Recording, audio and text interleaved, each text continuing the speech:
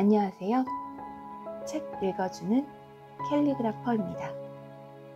오늘 제가 소개해드릴 책은 현대문학에서 출판했고 프랜시스 호지슨 버넷님이 쓴 비밀의 화원입니다. 이 책은 호기심을 자극할 만한 요소가 너무나 많은 책입니다. 저택에 열어보지 않는 방이 100개도 넘게 있다든지 10년이 넘도록 잠겨진 비밀의 화원이 있다든지 또 감추어진 소년이라든지, 그리고 이 책은 자연의 힘, 자세히 표현하자면 자연의 치유 능력을 느낄 수도 있습니다. 자연 속에서 좋은 공기를 마시고 흙을 가까이 하고 햇볕을 쬐면 그 어떤 병도 다 나을 것만 같습니다.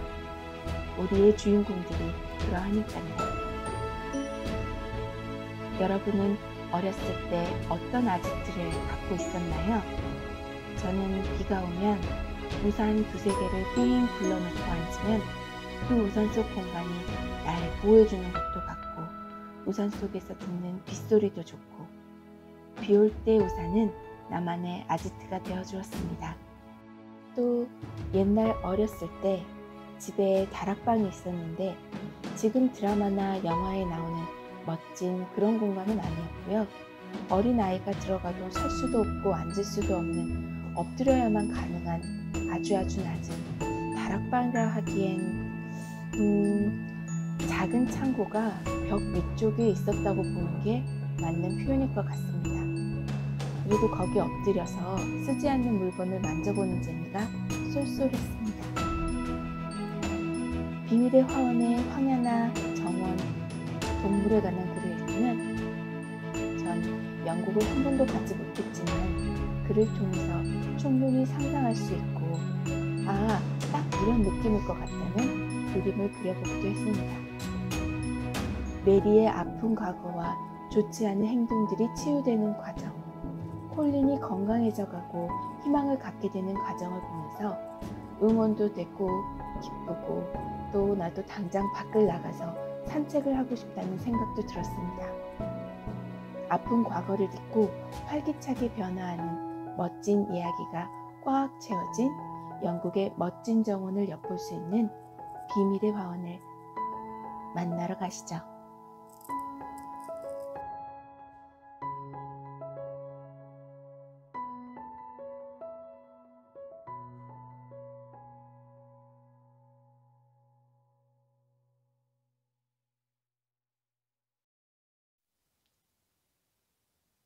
비밀의 화원, 프랜시스 호지슨 버넷.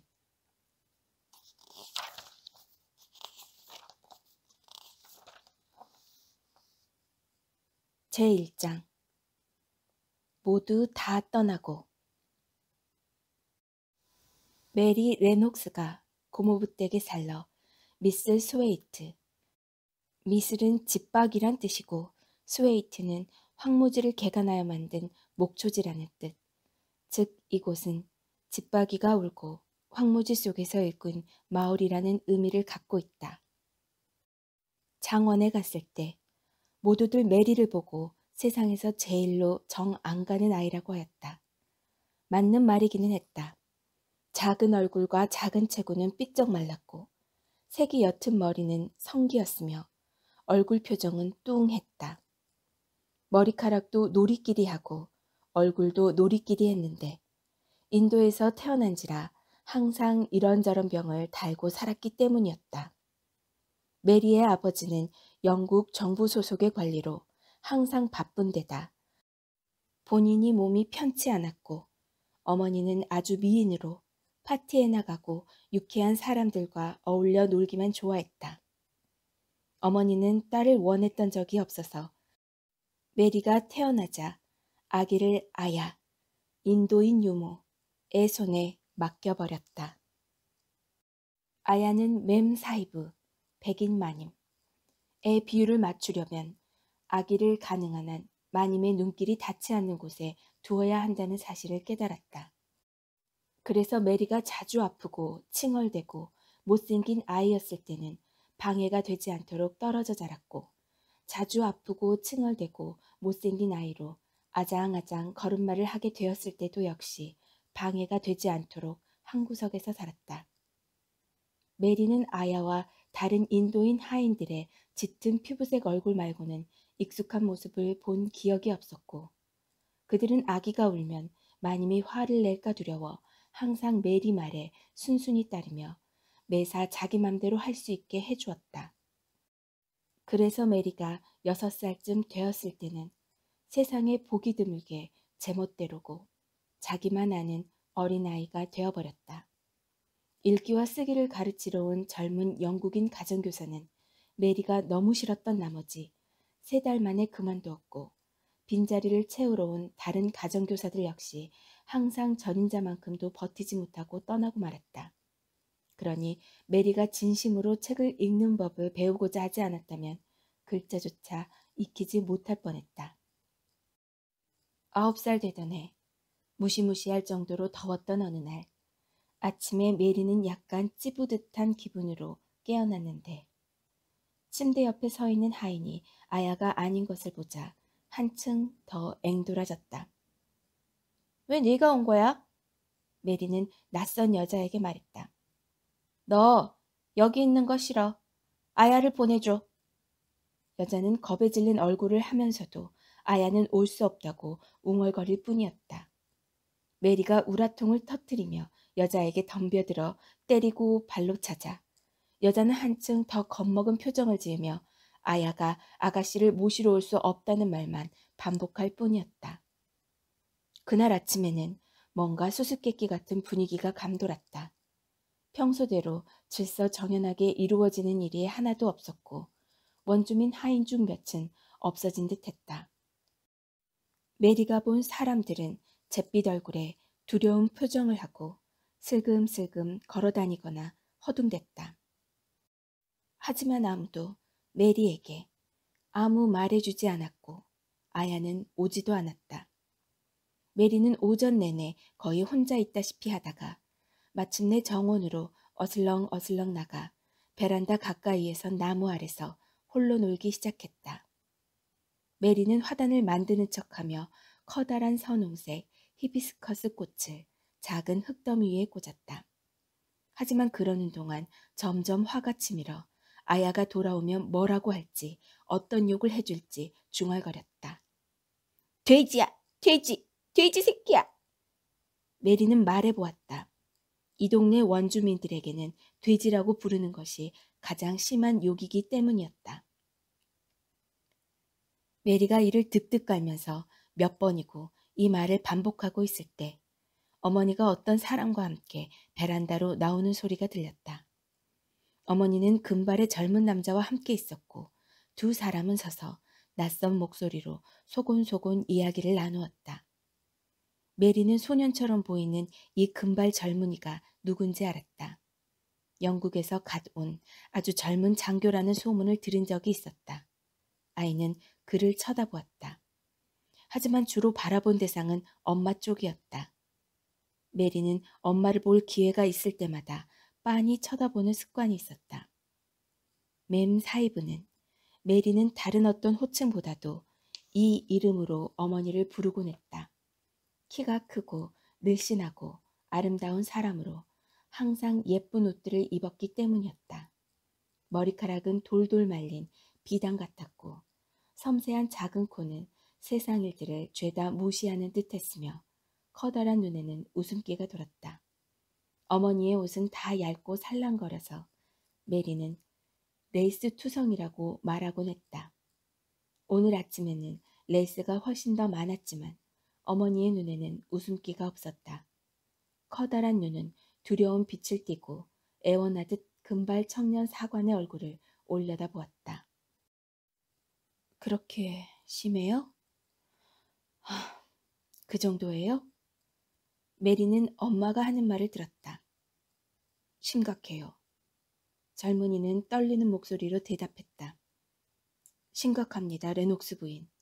2주 전에 언덕 지역으로 피난을 가셨어야 했어요. 맴 사이브는 맞잡은 두 손을 쥐어짰다. 이제 그걸 누가 몰라요? 그녀가 외쳤다. 그 시시한 디너 파티를 간답시고 머물렀던 거죠. 얼마나 멍청했는지.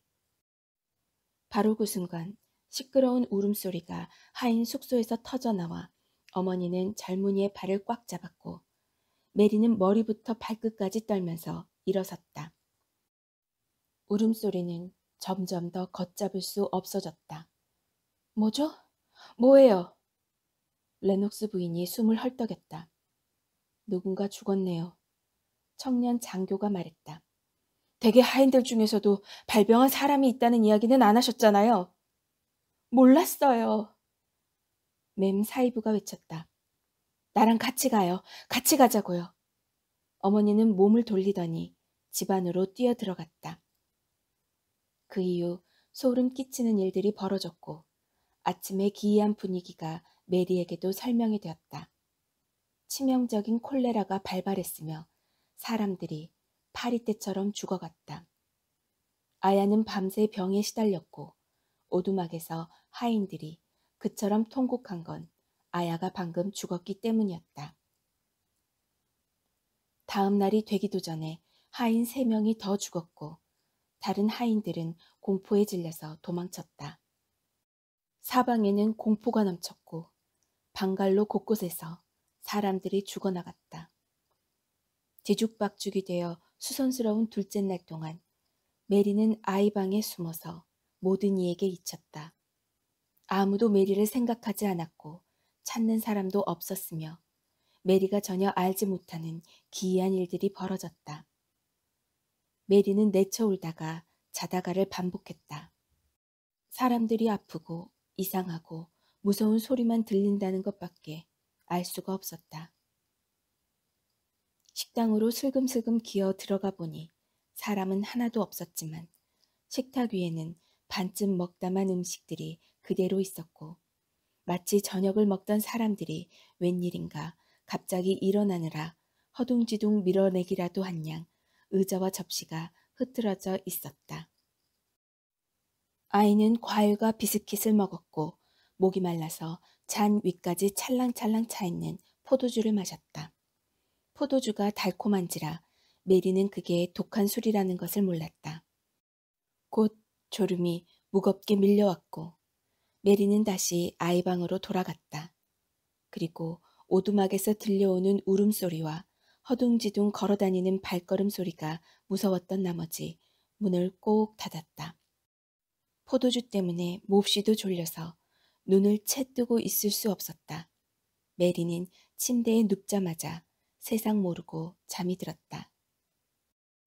메리가 깊은 잠에 빠져 있는 동안 많은 일이 일어났지만 메리는 방갈로 안팎에서 들려오는 울음과 온갖 소리에도 깨지 않고 푹 잠들어 있었다. 깨어났을 때 메리는 누운 채로 벽을 바라보았다. 집은 완전히 잠잠했다. 이처럼 조용했던 때가 없었다. 목소리도 발소리도 들리지 않았기 때문에 메리는 모두들 콜레라에서 나았고 골칫거리가 전부 끝났을지 모른다고 생각했다.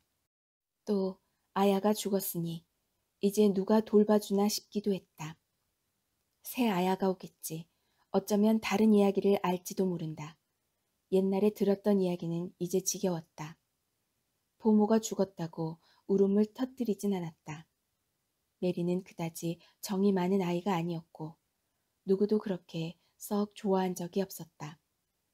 시끄러운 소리와 허둥지둥 돌아다니는 발소리, 콜레라 때문에 나는 통곡 소리에 겁을 먹긴 했지만 자기가 살아있다는 것을 기억하는 이가 아무도 없는 듯하여 이젠 화가 났다. 다들 너무 겁에 질려서 아무도 좋아하지 않는 꼬마 계집애는 생각할 겨를이 없었다. 사람들은 콜레라에 걸렸을 때는 자기 생각만 하는 듯 보였다. 하지만 이제 다들 병에서 나았으니 분명 누군가 기억하고 메리를 찾으러 올 것이었다. 그러나 아무도 오지 않았고 메리가 누워서 기다리는 동안 집안은 고요해져만 갔다. 깔개 위에서 무언가 버스럭거리는 소리가 들려 내려다 보았더니 작은 뱀 한 마리가 슬그머니 기어와서 보석 같은 눈으로 메리를 쳐다보고 있었다. 아이는 겁이 나지 않았다. 작고 무해한 뱀은 메리를 해칠 것 같지 않았고 서둘러 집 밖으로 빠져나가려는 듯했다. 메리가 쳐다보고 있는 가운데 뱀은 문 아래로 쓱 빠져나갔다. 참 이상하고 조용하네. 메리는 혼잣말했다. 이 방갈로에 나하고 저 뱀하고만 남은 것 같아. 바로 다음 순간 메리는 집안 부지 쪽에서 다가오는 발소리를 들었다. 소리는 베란다까지 올라왔다. 남자들의 발소리였다. 남자들은 방갈로 안으로 들어오며 낮은 목소리로 속닥거렸다. 아무도 나가 그들을 맞아주지 않았고 남자들은 문을 열어 방 안을 들여다보며 다니는 모양이었다. 덩 비었군. 한 목소리가 말하는 것이 들렸다. 저 여자 참 예뻤어. 아이도 저렇게 예쁘겠지? 아이가 있었다고는 하는데 아무도 본 사람은 없다는 거야. 메리는 어린이 방 한가운데 서 있었고 몇 분 후 그들이 문을 열었다. 메리는 못생기고 심통맞은 어린아이인데다 배가 고프고 창피스럽게도 무시당했다는 생각이 들어서 얼굴을 찡그리고 있었다. 먼저 들어온 남자는 이전에 아버지와 얘기하는 모습을 본 적이 있는 덩치 큰 장교였다. 그는 피곤하고 어수선해 보였지만 메리를 마주하자 어찌나 놀랐는지 펄쩍 뒤로 뛸 뻔했다. 바니! 그는 외쳤다. 여기 아이가 있어! 아이 혼자서! 이런 곳에! 세상에! 얘는 누구지? 전 메리 레녹스예요. 여자아이는 뻣뻣하게 몸을 펴며 말했다. 메리는 남자가 아버지의 방갈로를 이런 곳이라고 하다니 무례하기 짝이 없다고 생각했다. 다른 사람들이 콜레라에 걸렸을 때 잠들었다가 지금 깨어났어요. 왜 아무도 안 와요? 아무도 못 봤다는 아이가 얜가 봐. 남자는 동료들에게 몸을 돌리며 외쳤다. 정말로 다들 까맣게 잊어버렸군. 나를 왜 잊어버려요? 메리는 발을 꽝꽝 굴렀다. 왜 아무도 안 오냐고요? 반이라는 이름의 젊은이는 구슬프게 메리를 바라보았다. 메리가 보기엔 심지어 그 남자가 눈물을 삼키려는 듯 눈을 깜빡이는 것 같았다. 어린 게 불쌍하기도 하지. 남자는 말했다. 모두 다 떠나고 와줄 사람이 아무도 없단다. 이처럼 기이하고도 갑작스럽게 메리는 이제 아버지도 어머니도 없다는 사실을 알아버렸다. 부모님은 밤새 죽어서 실려갔고 죽지 않고 살아있던 몇몇 원주민 하인들은 할 수 있는 한 빨리 서둘러서 집을 떠나느라 꼬마 백인 아가씨가 남아있다는 사실을 아무도 기억하지 못했다. 그래서 그곳이 그처럼 조용했던 것이었다. 정말로 방갈로에는 메리와 작은 뱀 말고는 아무도 없었다. 제2장 심술궂은 메리양. 메리는 먼발치에서 엄마 모습을 보길 좋아했고 엄마가 아주 예쁘다고 생각하기는 했지만 엄마에 관해서 아는 것이 너무도 없었기 때문에 사랑한다거나 없다고 그리울 것 같지는 않았다. 실로 메리는 자기밖에 모르는 아이인지라 언제나 그렇듯이 제 생각에만 정신이 홀딱 빠져서 엄마를 그리워할 겨를이 없었다. 메리가 좀 더 나이가 들었더라면 분명히 세상에 혈혈단신으로 남겨졌다는 사실에 걱정부터 되었겠지만 너무 어렸고 항상 남의 보살핌을 받았던 터라 앞으로도 누가 날 돌봐주겠거니 하고 막연히 생각할 따름이었다. 메리가 한 생각이라고는 아야나 다른 원주민 하인들이 그랬던 것처럼 메리를 정중히 모시고 메리가 마음대로 하도록 놔두는 착한 사람들에게 가게 되었으면 좋겠다는 정도였다. 메리는 맨 먼저 맡겨졌던 영국인 목사님 댁에는 머무르게 되지 않으리라는 것은 알았다. 머무르고 싶지도 않았다. 영국인 목사님은 가난했고 나이가 고만고만한 아이 5이 있었다. 아이들 옷차림은 구저분했고 늘 저희들끼리 서로 다투고 장난감 쟁탈전을 벌였다. 메리는 깔끔하지 못한 방갈로가 싫어서 그 가족에게 밉살스럽게 구는 바람에 처음 하루 이틀 지난 후에는 아무도 메리와 놀지 않았다. 이틀째가 되었을 때 그 집 식구들은 메리가 성을 벌컥 낼 만한 별명을 붙여주었다. 그 별명을 맨 처음 생각한 사람은 베질이었다. 베질은 뻔뻔한 푸른 눈과 들창고를 가진 꼬마 남자아이였고 메리는 그 애를 싫어했다. 그때 메리는 콜레라가 터졌던 날 그랬듯이 나무 아래서 혼자 놀고 있었다. 흙으로 둔덕을 쌓고 정원으로 가는 길을 만드는데 베질이 오더니 근처에 서서 구경했다. 이윽고 베질도 약간 흥미가 동하는지 불쑥 말을 꺼냈다. 저기 돌멩이를 쌓아놓고 바위 정원이라고 하자. 베질이 말했다. 거기 한가운데 말이야. 그러면서 메리 쪽으로 몸을 숙이고 가리키려 했다. 가버려! 메리가 소리 질렀다. 남자아이들은 싫어! 가버리란 말이야! 잠깐 동안 베질은 화난 표정을 지었다가 이내 놀려대기 시작했다. 그 아이는 항상 누이들을 놀려댔다. 베질은 춤을 추며 메리 주위를 빙글빙글 돌면서 얼굴을 찡그리고 노래를 부르고 웃어댔다. 심술궂은 메리 양 정원은 어떤가요? 흰방울꽃과 조갑이 금자나가 모두 한 줄로. 베질이 줄곧 노래를 부르자 마침내 다른 아이들도 듣고 웃어댔다. 메리가 성을 낼수록 아이들은 더 요란하게 심술궂은 메리 양을 불러댔다. 그 후 메리가 그 집에 있는 동안 아이들은 메리를 심술궂은 메리 양이라고 불렀다. 자기들끼리 메리 이야기를 할 때도 그랬고 메리에게 말을 걸 때도 그랬다. 너 집으로 보내준대. 베질이 말했다. 이번 주말에 내가 가버려서 우린 다 진짜 좋아. 나야말로 좋아. 메리가 말했다. 그런데 어느 집? 얘 집도 모른대. 베질은 7살짜리다운 무시하는 말투로 이야기했다. 영국이지 당연히. 우리 할머니가 영국 살고 메이벨 누나가 작년에 할머니 집에 갔어. 넌 할머니네 가는 게 아니래. 할머니도 없다며. 친척 아저씨에게 간대. 아저씨 이름이 아치볼드 크레이븐이래. 난 친척 아저씨는 하나도 모르는데. 메리가 딱딱거렸다. 모를 줄 알았지. 베질이 대답했다. 너 아는 거 하나도 없잖아. 여자애들이란 다 그렇지. 아빠 엄마가 너네 아저씨 얘기하는 소리 들었어. 아주 크고 쓸쓸한 시골집에서 산대. 아무도 아저씨 옆에 가까이 안 간다더라. 성질이 무지 개팍해서 사람들을 근처에 얼씬도 못하게 하고 니네 아저씨가 허락을 한데도 사람들이 옆에 안 가려고 한다던걸. 게다가 곱사등이고 아주 흉측하다고. 네 말 안 믿어. 메리는 등을 돌리고 손가락으로 귀를 틀어막았다. 더 이상 듣고 싶지 않았기 때문이었다. 하지만 메리는 후에 그 말을 한참 생각했다.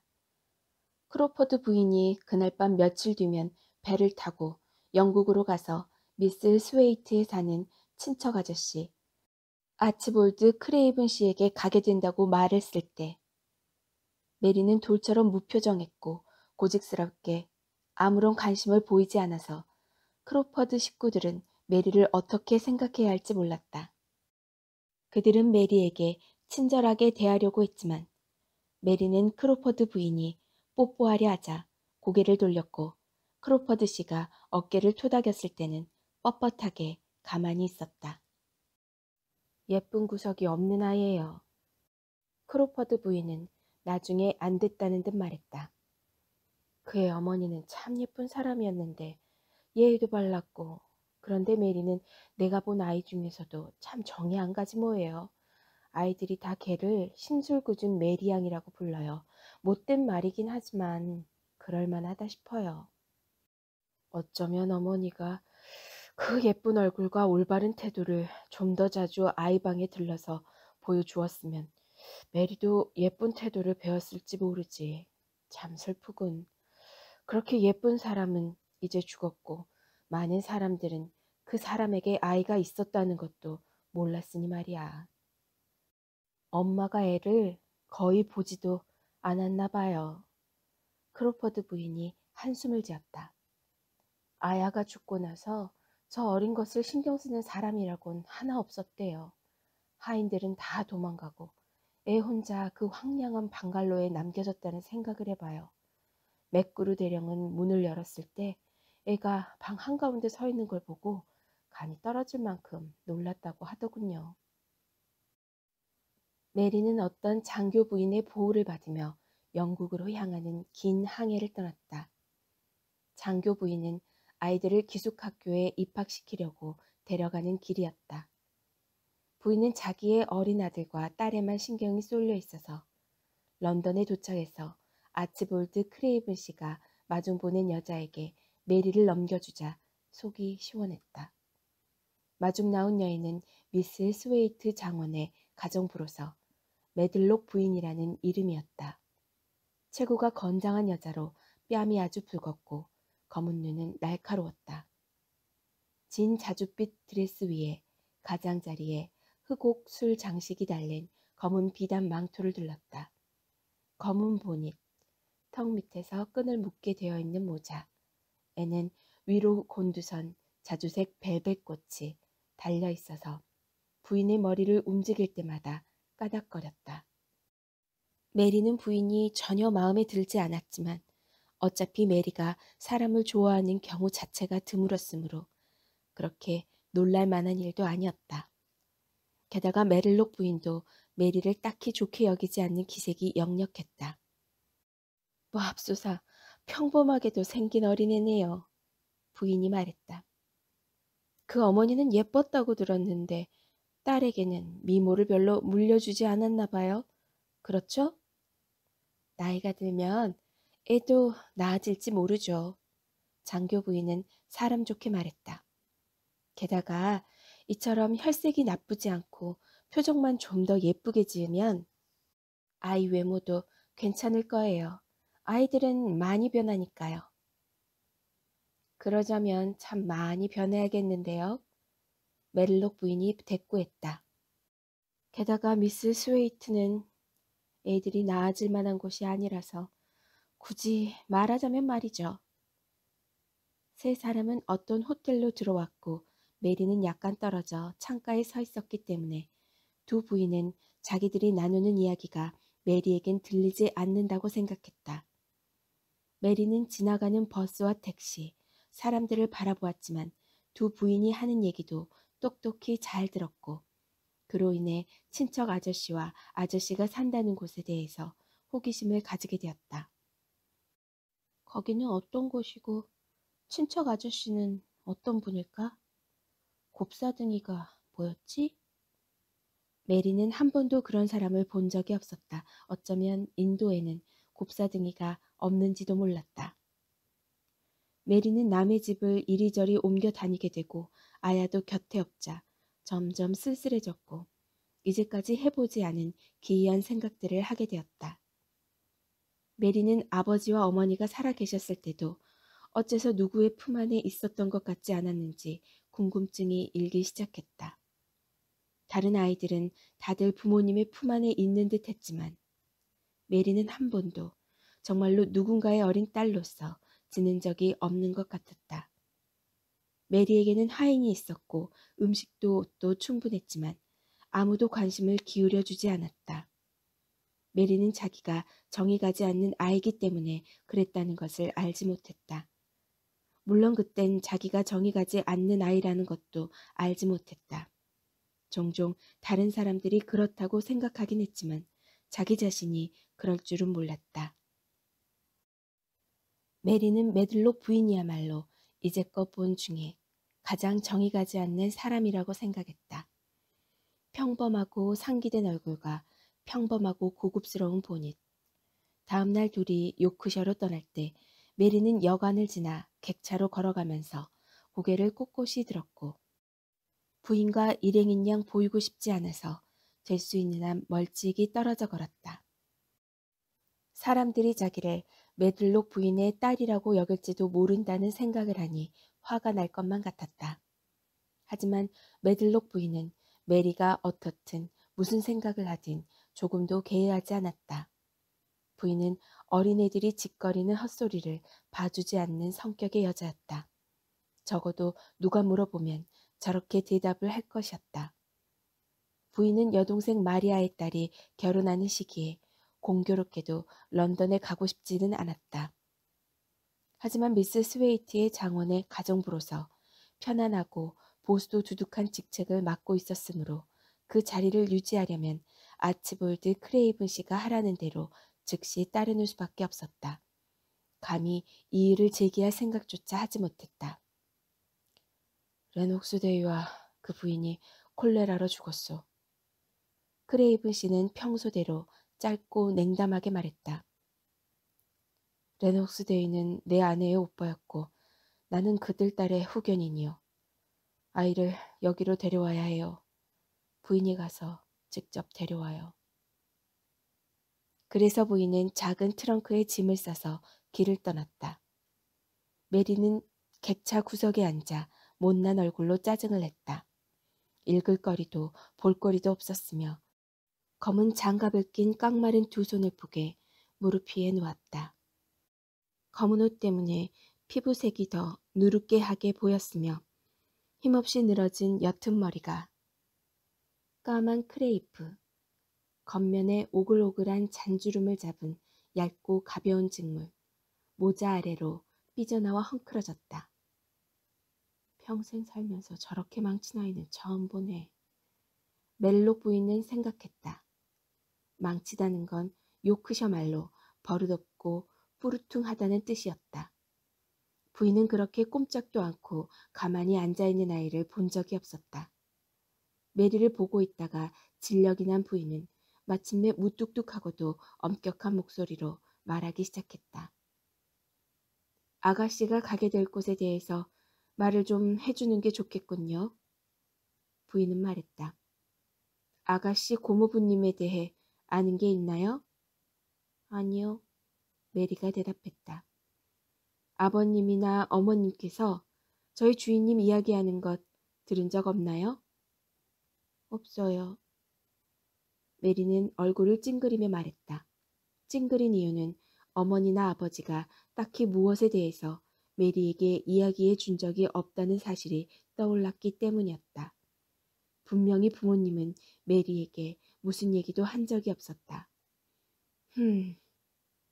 멜록 부인은 괴상하고 별 반응이 없는 작은 얼굴을 바라보며 웅얼거렸다. 부인은 몇 분 동안 아무 말 않다가 다시 입을 열었다. 미리 말을 들어놓는 게 좋겠죠? 대비 차원에서. 아가씨는 기이한 곳에 가게 될 테니까. 메리는 아무 말도 하지 않았다. 멜록 부인은 메리가 보이는 무관심한 태도에 다소 당황했지만 21번 들이마시고 말을 이었다. 우물할 정도로 장대한 저택이고 크레이븐 씨는 그 집을 자랑스러워 하시지만 어쨌든 우물하긴 우물한 곳이지요. 저택은 600년이나 되었고 황야 가장자리에 있어요. 또 저택에는 100개에 가까운 방이 있는데 대부분은 자물쇠로 잠겨 있죠.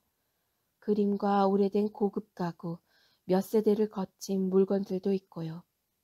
저택 주변에는 커다란 공원이 있고 정원들, 가지를 땅까지 들이운 나무들도 있지요. 몇 그루는 그렇다는 거예요. 부인은 잠시 틈을 두었다가 다시 한번 숨을 들이켰다. 하지만 그 외엔 아무것도 없어요. 그리고 갑작스럽게 끝을 맺었다. 메리는 자기도 모르게 귀를 기울이기 시작했다. 모든 것이 인도와는 사뭇 다르게 느껴졌고 새로운 건 약간 매혹적이었다.